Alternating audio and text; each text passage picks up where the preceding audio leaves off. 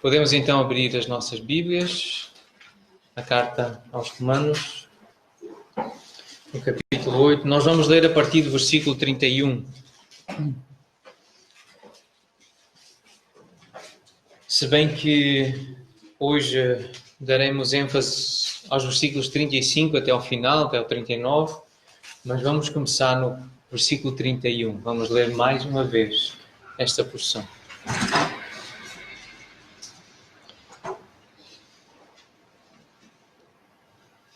Que diremos, pois, à vista destas coisas? Se Deus é por nós, quem será contra nós? Aquele que não poupou o seu próprio Filho, antes por todos nós o entregou, porventura não nos dará graciosamente com ele todas as coisas? Quem intentará acusação contra os eleitos de Deus? É Deus quem os justifica. Quem os condenará? É Cristo Jesus quem morreu, ou antes quem ressuscitou, o qual está à direita de Deus e também intercede por nós. Quem nos separará do amor de Cristo? Será tribulação, ou angústia, ou perseguição, ou fome, ou nudez, ou perigo, ou espada? Como está escrito, por amor de ti somos entregues à morte o dia todo. Fomos considerados como ovelhas para o matador. Em todas estas coisas, porém, somos mais que vencedores por meio daquele que nos amou.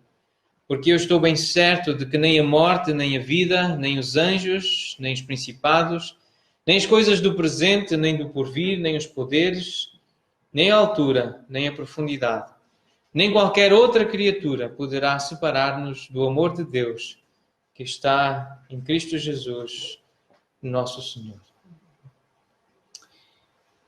Um admirado, amado pregador das Escrituras, enquanto expunha este texto à sua congregação, ele disse, e nós já falamos do que ele disse acerca deste capítulo, desta parte da carta aos Romanos.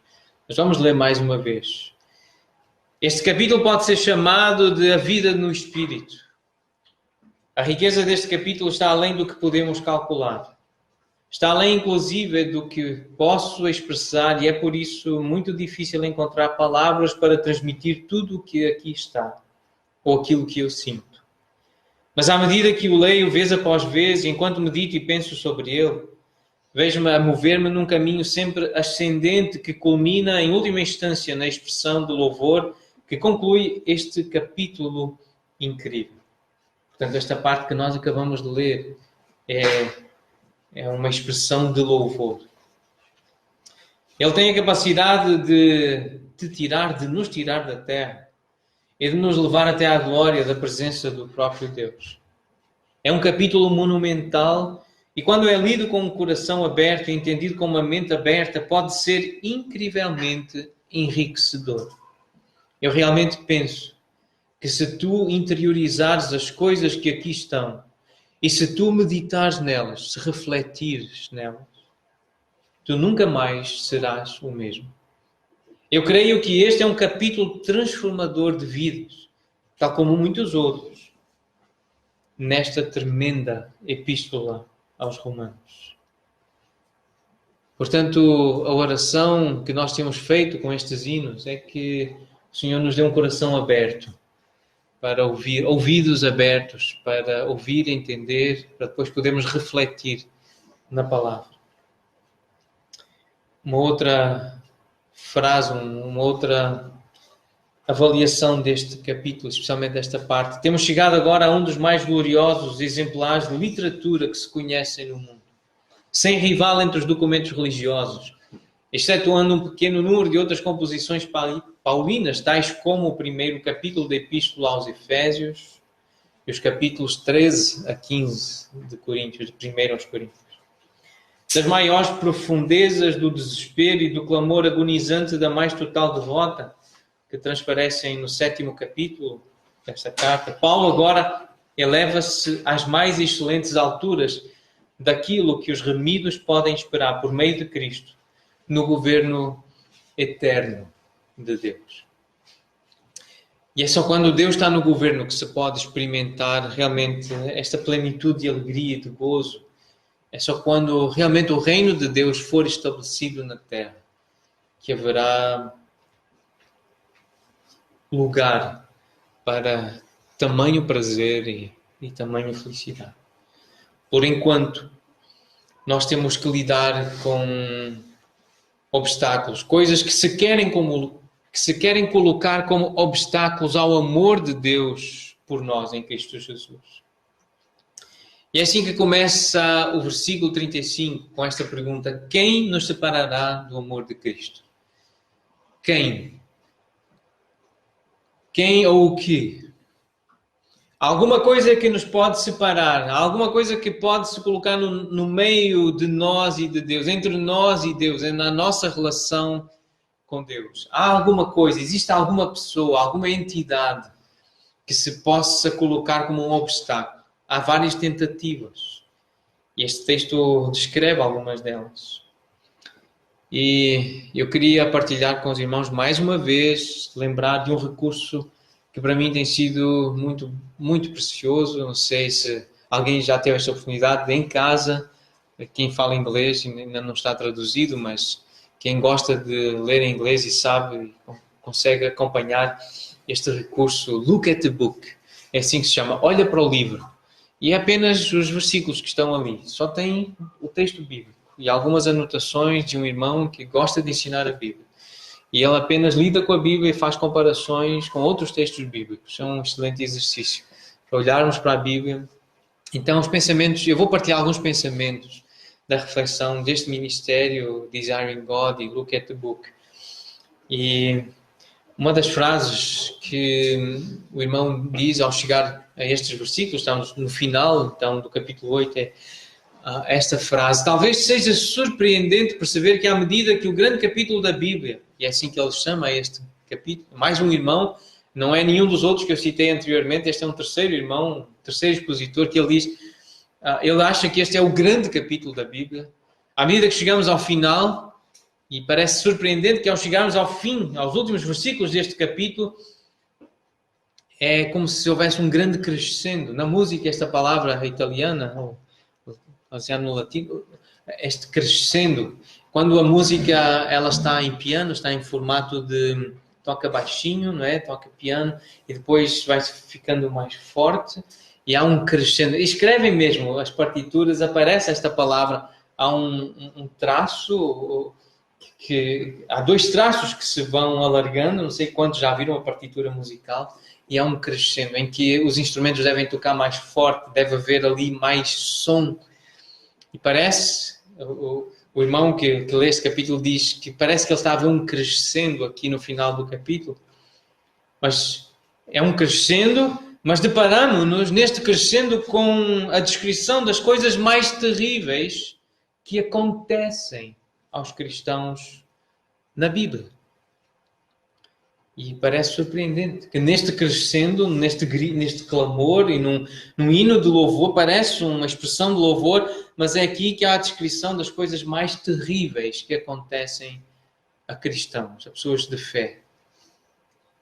Por isso, esse irmão faz uma oração que eu transcrevi e que eu quero que os irmãos leiam também e que ouçam.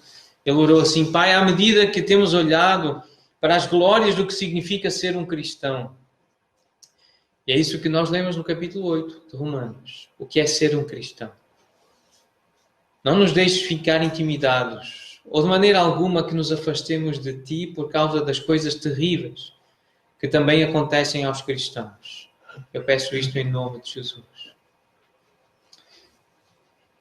Porque há coisas terríveis que acontecem aos cristãos. E estes versículos falam disso. Estando Jesus a amar-nos no céu, e olhando para o versículo 34, nós vemos que Ele está no céu, está a interceder por nós. Será que há alguma coisa aqui na terra, tribulação, angústia, perseguição, fome, nudez, perigo ou espada, isto é, morte, nos poderá separar do seu amor, do amor de Cristo? Existe alguma coisa? Talvez seja surpreendente perceber que neste momento de louvor se fala de coisas terríveis. E há aqui destaque para duas coisas.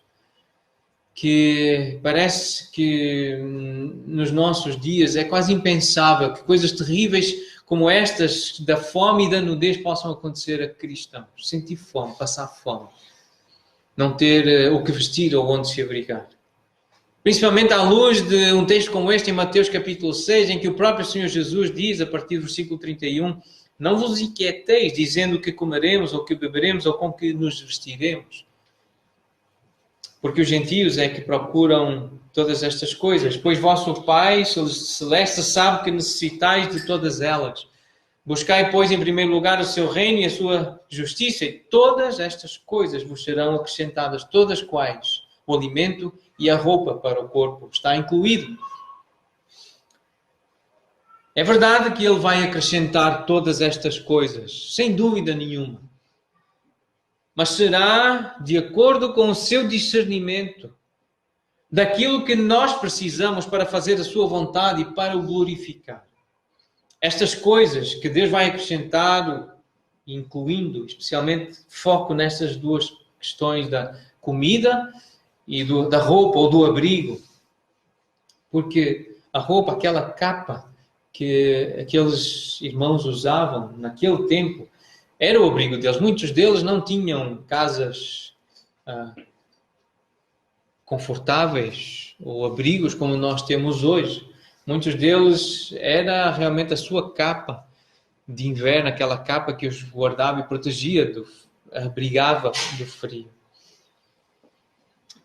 É verdade que o Senhor vai acrescentar estas coisas, mas se elas realmente, e esta é a teoria bíblica, esta é a teoria paulina, esta é a palavra que se destaca neste capítulo, especialmente a partir do versículo 28, é se estas coisas realmente vão fazer com que o Senhor cumpra a sua vontade em nós e vão fazer com que aquelas circunstâncias, essas nossas circunstâncias, sirvam para Deus ser glorificado.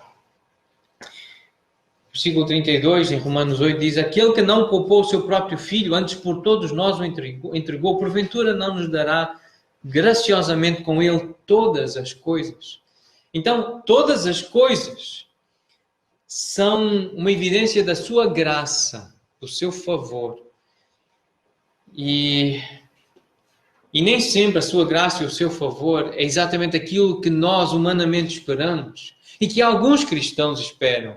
E por causa do falso ensino que está na igreja evangélica, protestante, reformada, a igreja que diz seguir as Escrituras, mas por causa dessa presença de falsos mestres e de falso ensino e de doutrina doente, há uma ideia de que a graça de Deus e o amor de Deus nunca nos dará aquilo que nos desagradar. Nunca nos permitirá passar por momentos difíceis. Mas não é isso que a Bíblia diz. A Bíblia diz que cristãos genuínos, verdadeiros, podem experimentar fome e nudez, falta de sustento. E é preciso lembrar que a fome, em última instância, é algo que vem de Deus. É Deus que provoca. É Deus que controla essa questão da fome. Vamos ler só alguns versículos no Novo e no Velho Testamento, começando por Mateus 5, aquilo que Jesus diz. O vosso Pai Celeste é Ele que faz, Mateus 5,45, é o Pai Celeste que faz nascer o sol sobre maus e bons e faz vir chuvas sobre justos e injustos. Só há comida na terra porque Deus faz nascer o sol e faz vir chuvas. E o alimento que existe na terra é porque há sol que nasce e chuva que vem. Deuteronômio 28, o capítulo que quem está a fazer a leitura de Robert Murray McCheyne, a proposta de leitura, calhou esta semana, eu estive a ler, e tem esta parte das bênçãos, das bem-aventuranças, das coisas boas que acontecem àqueles que ouvem e obedecem à palavra, e as coisas más, as maldições que acontecem àqueles que ouvem e não praticam a palavra, que ignoram. E esta é a parte, o versículo 47, está naquela parte das maldições, e que diz, porque não serviste ao Senhor teu Deus com alegria e bondade de coração, não obstante a abundância de tudo. Assim, com fome, com sede com nudez e com falta de tudo servirás aos inimigos que o Senhor enviará contra ti. Sobre o teu pescoço porá um jugo de ferro até que te haja destruído. Tem dedo de Deus, tem mão de Deus, tem ação de Deus neste processo com o seu filho Israel. A contar a história, no Salmo 105, a contar a história do povo, a contar a história da ação de Deus, nomeadamente no Egito. O versículo 16 do Salmo 105 diz assim: o Senhor fez vir fome sobre a terra e cortou os meios de se obter pão. Foi o Senhor que fez isso. É Ele que pode fazer isso. Em 2 Reis, no capítulo 8, versículo 1. 2 Reis 8, versículo 1. Falou Eliseu àquela mulher cujo filho ele restaurara a vida, dizendo: levanta-te, vai com os da tua casa e mora onde puderes, porque o Senhor chamou a fome. Esta frase é forte. O Senhor chamou a fome. Ela deveria estar em negrito. A qual, na projeção, o Senhor chamou a fome, a qual virá sobre a terra por 7 anos. Em Ageu, nós já estudamos Ageu, já lemos estes versículos várias vezes, capítulo 1, de 9 a 11. Esperastes o muito, e eis que veio a ser pouco, e esse pouco, quando trouxestes para casa, eu com o assopro dissipei. Porquê? Diz o Senhor dos Exércitos: por causa da minha casa que permanece em ruínas, ao passo que cada um de vós corre por causa da sua própria casa. Versículo 10. Por isso os céus sobre vós retêm o seu orvalho, não vem chuva, e a terra retém os seus frutos. Fiz vir a seca sobre a terra e sobre os montes, sobre o cereal, sobre o vinho, sobre o azeite e sobre o que a terra produz, como também sobre os homens, sobre os animais e sobre todo o trabalho das mãos. E ainda uma referência no Novo Testamento a algo que na nossa crença, na nossa confiança, na nossa posição está por vir, é algo no futuro, mas a ação de Deus através de um anjo que o cordeiro abrirá o quarto selo e um cavalo amarelo com seu cavaleiro será chamado Morte, e o inferno estava a seguir, ou estará a seguir, e foi-lhe dada autoridade, ou ser-lhe-á dada autoridade sobre a quarta parte da terra para matar à espada pela fome. É algo que Deus vai trazer à terra. É parte dos juízos de Deus. É Deus que vai intervir e vai usar a fome para conduzir à mortandade. Então, em última instância, esta questão da fome é algo que Deus determina. E Deus tem agido assim. E isto inclui cristãos, inclui pessoas crentes, tanto no Velho como no Novo Testamento. E Paulo passou fome. Ele disse que teve essa experiência de passar escassez, de passar fome. E ele diz a Timóteo, tendo sustento, 1 Timóteo capítulo 6, versículo 8, tendo sustento e com que nos vestir, estejamos contentes. Contudo, eu gostaria de lembrar que à luz de Romanos 8, 35 e 39, mesmo sem sustento e sem roupa, sem abrigo, nós podemos estar ou podemos ser pessoas contentes. Porque temos o amor de Deus que está em Jesus Cristo. A salvação da nossa alma. Isto é muito melhor do que comida, bebida, roupa ou abrigo. Ou não será? Ter a salvação da nossa alma. Ter a vida eterna. Ter o perdão dos nossos pecados. Saber que certamente um dia a nossa jornada aqui vai terminar. Nós sabemos como precisamos de pão, como precisamos de abrigo. Nós precisamos disso tudo. Mas o que é que adianta ter isso tudo com abundância se não temos a salvação da nossa alma? Então o que é mais importante? Então eu acredito que Paulo, com este capítulo, ele está a dizer, ainda que não tenham sustento, ainda que não tenham com que se vestir, é possível estar contente. É isso que ele diz também em Filipenses capítulo 4. Mas este contexto de 1 Timóteo 6 É uma advertência àqueles que querem ficar ricos, que não lhes chega o pão de cada dia. Não ficam contentes com o abrigo, não ficam contentes com o alimento para o dia. Querem sempre mais e mais. Este é um texto que está no contexto de lidar com a ganância, com a avareza e com o desejo de ser rico. Porque, à luz deste texto em Romanos 8, é possível ser contente, ainda com fome, ainda com frio, com falta de abrigo. Porquê? Porque o reino de Deus não é comida. O reino de Deus não é bebida. Mas justiça, paz e alegria no Espírito Santo. E quem percebe o que é a justiça de Deus e que fomos declarados justos, fomos declarados santos, purificados.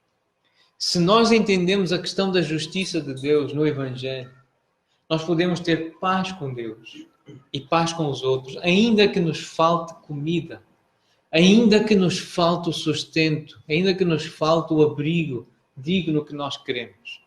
Nós podemos ter alegria no Espírito Santo, por causa do que Ele fez em nós, do que está a fazer em nós. E este capítulo é o capítulo do Espírito Santo que descreve a ação do Espírito Santo em nós. Então, por causa disso, é possível ser contente, estar contente, ainda que no meio de grande escassez e de grande sofrimento. Será que isto realmente pode acontecer com um crente? Isto que está descrito nestes versículos? Como está escrito, por amor de ti somos entregues à morte o dia todo. Fomos considerados como ovelhas para o matadouro. Esta é uma citação do Salmo 44, especialmente a partir do versículo 20, 22, entre o 20 e o 22. Mas por que é que Paulo decidiu citar este salmo? Vejam a coerência e a lógica desta citação. No Salmo 44, a partir do versículo 20, lemos assim: se tivéssemos esquecido o nome do nosso Deus, ou tivéssemos estendido as mãos a Deus estranho, porventura não o teria atinado Deus, Ele que conhece os segredos dos corações? Ou seja, se nós tivéssemos deixado de adorar, de servir e de obedecer a Deus, Deus saberia disso, certamente. Porque Ele conhece cada coração. Ele vê com olhos que veem claramente aquilo que para nós está oculto. Mas Deus, Ele vê, Ele conhece os segredos dos nossos corações. Olhos penetrantes. Portanto, o contexto mostra que este tipo de sofrimento não é consequência de um afastamento de Deus. O que o salmista está a dizer, eu não me afastei, nós não nos afastamos de Deus. Mas ainda assim, versículo 22, por amor de ti, somos entregues à morte continuamente, somos considerados como ovelhas para o matador. É isso que acontece a crentes verdadeiros. E aquele que quer viver piedosamente neste mundo vai sofrer perseguição. Vai sofrer, vai ter grandes lutas. Então, se estas coisas nos acontecerem, nós precisamos lembrar que Jesus, Ele sofreu, mas Ele era inocente. Ele não deixou de servir, Ele não se esqueceu de Deus, do Pai, não deixou de o servir e de lhe obedecer. Ainda assim, Ele passou por estas coisas. Muitas vezes os cristãos sofrem, mesmo sem se terem afastado de Deus e sem terem deixado de o adorar, de o servir ou de lhe obedecer. E sofrem estas coisas. Têm sofrido ao longo da história.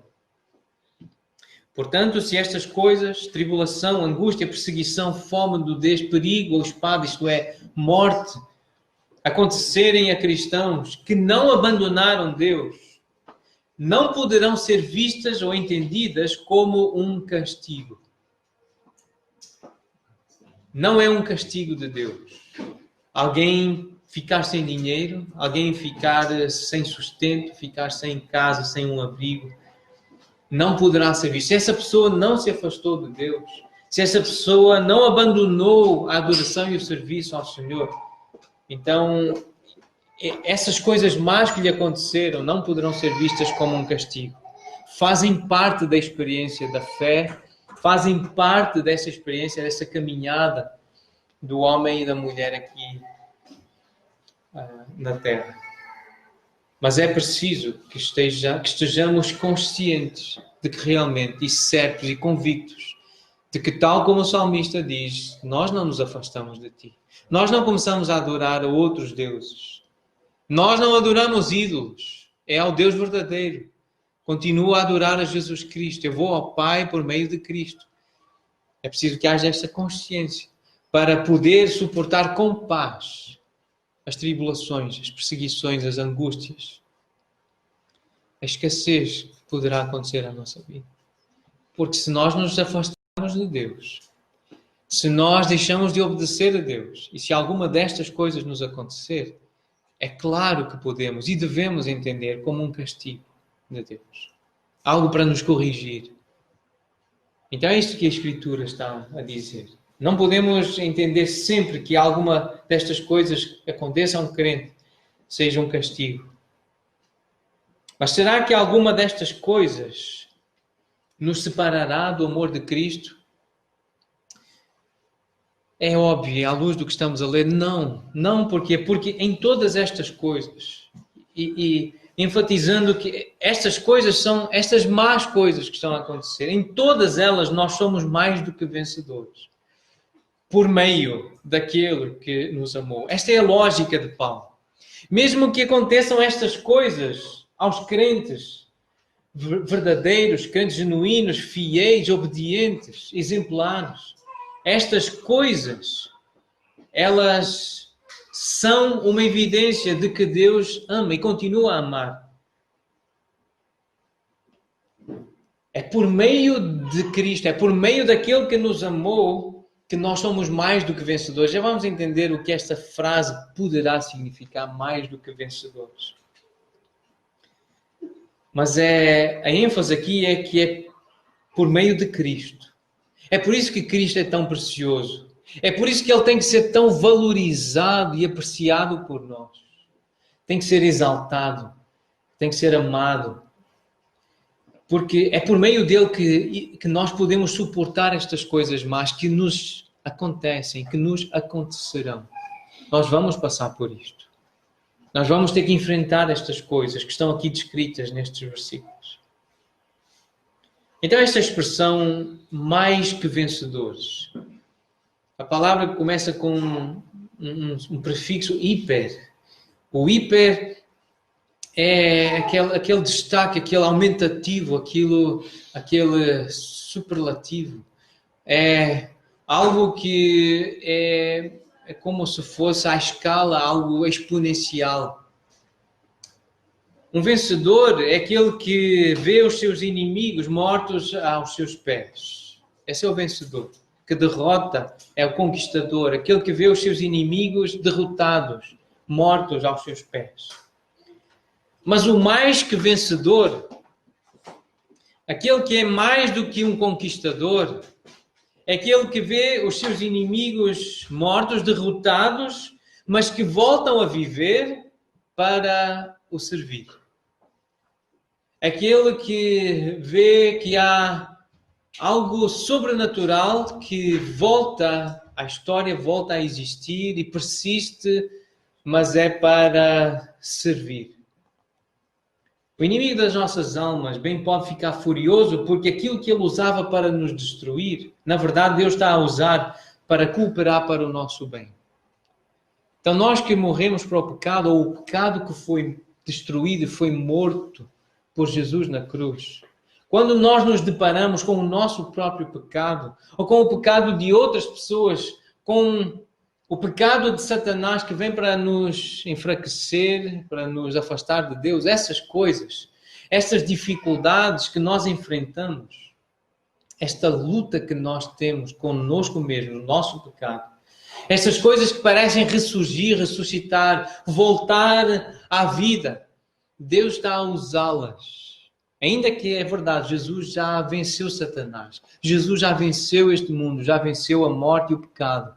Mas é como se essas coisas estivessem a voltar à vida, voltar a agir para nos derrotar, para nos afastar de Deus, achar que Deus não nos ama. Pelo contrário, o que elas estão a fazer e a forma como Deus usa estas coisas é para nos transformar cada vez mais à imagem de Jesus, para sermos cada vez mais dependentes dele, do seu amor, conscientes da sua graça e do seu poder. E Satanás, que pensa que nos está a afastar de Deus quando traz uma doença, quando traz uma aflição, uma tribulação, o que Deus faz através do seu Espírito é nos aproximar cada vez mais dele e sermos cada vez mais como Jesus. E a desejar ser cada vez mais como Jesus. Ficamos mais conscientes, por causa do nosso pecado, que precisamos da graça de Deus. Precisamos do poder de Deus. Então é esta a lógica aqui de Paulo. Então eu gostaria de aplicar esta verdade destes versículos às nossas vidas. Ainda que a figueira não floresça, nem haja fruto na vida, o produto da oliveira minta e os campos não produzam mantimento, as ovelhas sejam arrebatadas do aprisco e nos currais não haja gado. Então é um texto bem conhecido de Abacuque. Ainda que eu passe fome, ainda que eu passe fome. Isto são palavras de um crente, alguém que acredita em Deus. E ele diz, isto pode-me acontecer. Então, ainda que isto aconteça, ele diz no versículo 18 de Abacuque 3, todavia eu me alegro no Senhor, exulto no Deus da minha salvação. O Senhor Deus é a minha fortaleza e faz os meus pés como os da costa e me faz andar altaneiramente em lugares altos. Qual é o foco do crente aqui? O foco é a salvação. O foco não é aqui, não é na abundância de bens que eu possa ter aqui, não é no fruto da terra, não é o fruto do trabalho das minhas mãos, mas é no Deus da minha salvação, é na salvação que o meu Deus me dá. O foco é esse. É por isso que precisamos lembrar constantemente da morte do Senhor Jesus até que Ele venha. A salvação que nós temos. É por isso que precisamos uns dos outros. Precisamos da reunião da igreja. Precisamos ser lembrados de que fomos salvos. Precisamos lembrar e valorizar esta tão grande salvação. Portanto, se, ou melhor, quando alguma destas coisas nos acontecer, estas coisas que estão aqui a ser descritas em Romanos 8, quando alguma destas coisas nos acontecer, nós podemos, ou nós devemos, recorrer a estes dois textos bíblicos para ensinar a nossa alma a se contentar e alegrar com a tão grande salvação que Deus graciosamente nos deu. Então, qual é a sugestão? Escreva Abacuque 3, 17 e 19 a 19. Romanos 8, 31 a 39. Marque na sua Bíblia. Coloque em algum lugar onde possa recorrer com facilidade. Memorize. Faça alguma coisa. Torne disponível. Quando alguma destas coisas acontecer, estão aqui dois exemplos de textos aos quais pode recorrer para ler, meditar, para mergulhar nestes textos que descrevem o amor de Deus e a salvação que nós temos. E assim, ao ler, ao meditar nos textos, nós estamos a ensinar a nossa alma a se alegrar, a se contentar com a salvação. E a não ficar desesperada e a murmurar e a se desanimar por causa das tribulações, das angústias, das perseguições, da fome ou da nudez, do perigo ou da morte que enfrentamos. Hebreus, Abacuque 3, 17 a 19, Romanos 8, 31 a 39. Voltando a esta ferramenta, e queria partilhar mais alguns pensamentos acerca do que foi dito aqui, uma oração que o irmão fez ao falar dos versículos 38 e 39. Ao chegar ao fim deste capítulo, que este estudo possa ser o início. Ao chegar ao fim, que seja o início de um maior e mais profundo entendimento destas coisas. para que possamos viver vidas de amor e de serviço sacrificial para a glória do teu grandioso nome, através de Cristo oramos. Amém. Nenhuma destas coisas, morte, vida, anjos, principados, coisas do presente, coisas do porvir, poderes, altura, profundidade ou qualquer outra criatura, pode fazer parar o gracioso amor de Deus por nós. Não há nada que possa fazer parar o amor de Deus. Nem a morte, nem os demónios, nem pessoas nenhumas, nem circunstâncias algumas. Versículo 38 diz assim: porque eu estou bem certo. Já no versículo 28, Paulo diz: nós sabemos, nós temos convicção que todas estas coisas cooperam para o nosso bem, para a nossa glória. Nenhuma destas coisas pode impedir o amor de Deus por nós. É isto que nós sabemos quando lemos a Bíblia, quando lemos especialmente este capítulo. Quando ouvimos o ensino do Espírito Santo, nós sabemos que não há nada, nenhuma coisa, por mais terrível que ela nos possa parecer, ela pode impedir o amor de Deus por nós. E falando da morte, que eu creio que talvez seja a coisa mais terrível. Porque a maneira como a Bíblia fala, o pavor da morte, a morte é algo terrível, não deveria haver nada que nos assustasse mais do que a morte. Mas falando da morte, e na perspectiva cristã, Paulo em Filipenses, capítulo 1, versículos 20 e 21, ele diz: Cristo será engrandecido no meu corpo, quer pela vida, quer pela morte. Ou seja, na morte Cristo pode ser engrandecido, porquanto para mim viver é Cristo, o morrer é lucro. Esta é a perspectiva cristã da morte. A morte é lucro. Portanto, a morte não apenas deixa de ser um impedimento para o amor de Deus, mas ela torna-se um lucro, um ganho, uma vantagem nesta nossa relação de amor com Deus. Porque enquanto aqui na terra, diante destas tribulações, destas angústias, dos sofrimentos, nós vamos aprendendo a orar cada vez mais com os salmos, e com salmos como este, Salmo 42, no versículo 2, o salmista diz, ele expressa este desejo de estar com Deus. A minha alma tem sede de Deus, do Deus vivo. Quando irei? Quando irei me verei perante a face de Deus? Porque o lucro, o ganho, a felicidade está nesse momento em que eu vou estar com Deus. Esta é a salvação. E o crente vai aprendendo a desejar, a ansiar cada vez mais estar perante Deus, na face de Deus. E esse é o lucro do cristão.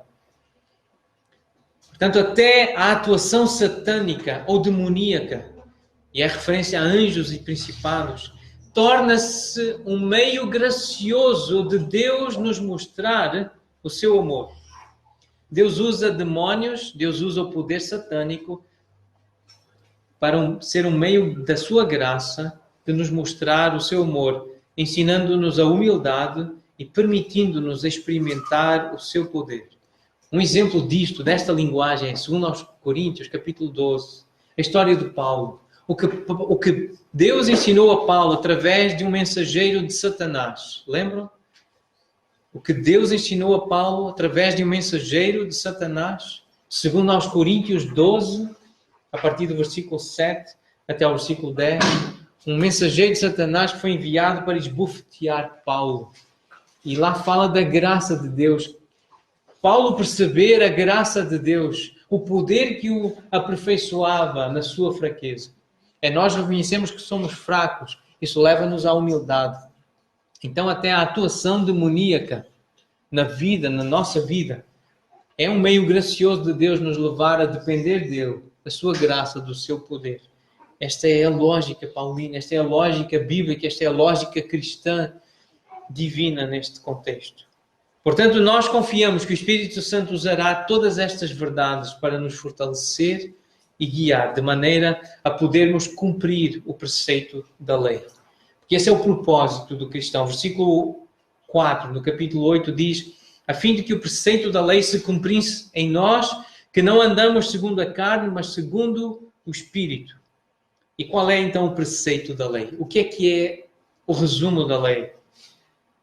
Romanos 13, 8. A ninguém fiqueis devendo coisa alguma, exceto o amor com que vos ameis uns aos outros. Pois quem ama o próximo tem cumprido a lei. Portanto, tudo o que Deus fez na cruz, tudo o que Ele fez na eternidade, tudo o que está a fazer agora, por meio de todas as coisas que nos estão a acontecer, estas coisas que cooperam para o nosso eterno bem e glória.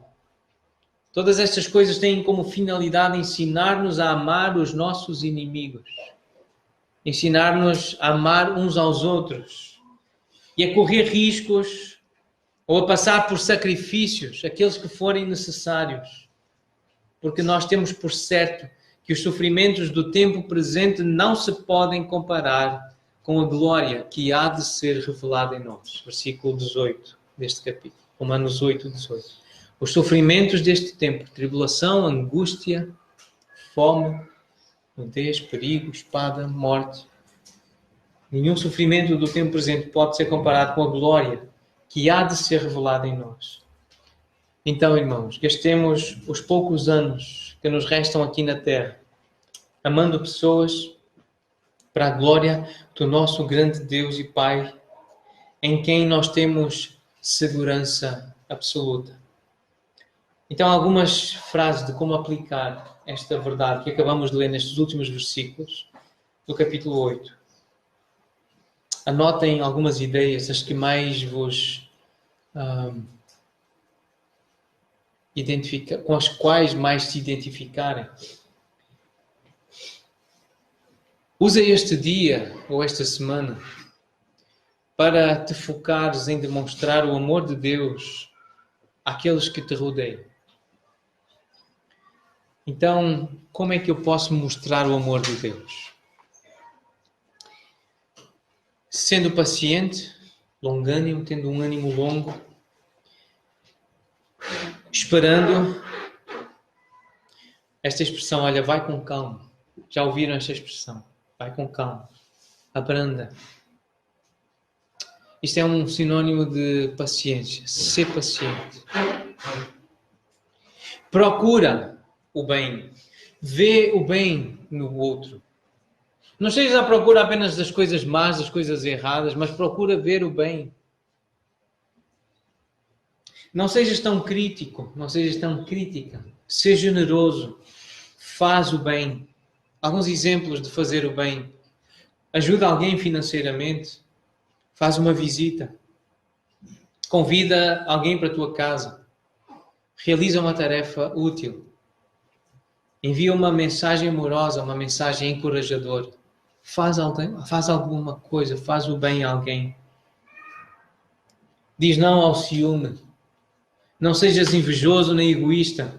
Alegra-te com a alegria e o bem-estar dos outros. Procura realmente aprender a alegrar-te com o bem dos outros. Deixa que sejam os outros a te elogiarem. Reconhece, arrepende-te e confessa os teus erros e pecados a Deus e às pessoas que ofendeste. Sê humilde, consciente da tua fragilidade e da tua pequenez. Fala e age de modo digno. Escolhe bem as palavras que vais usar. Rejeita palavras vulgares. Rejeita palavras inconvenientes, indignas, calões ou palavrões, mas fala aquilo que agrada a Deus, que é de modo digno. Trabalha em favor, no interesse. Trabalha em favor, ou seja, no interesse de outra pessoa. Não apenas busca os teus próprios interesses, mas busca o interesse de outra pessoa. Não te irrites com facilidade. O Salmo 37 diz: isso certamente acabará mal. Perdoa aqueles que te ofenderam. Prontifica-te. Ou seja, prepara-te para perdoar aqueles que te vão ofender, que te vão provocar esta semana ou hoje ainda, que te vão desobedecer, ignorar, ofender, decepcionar, ridicularizar, menosprezar ou trair. Dispõe-te a sofrer e a suportar as agruras da vida. Treina o teu corpo e a tua alma para seres capaz de sofrer tribulação, angústia, perseguição, fome, nudez, perigo ou espada.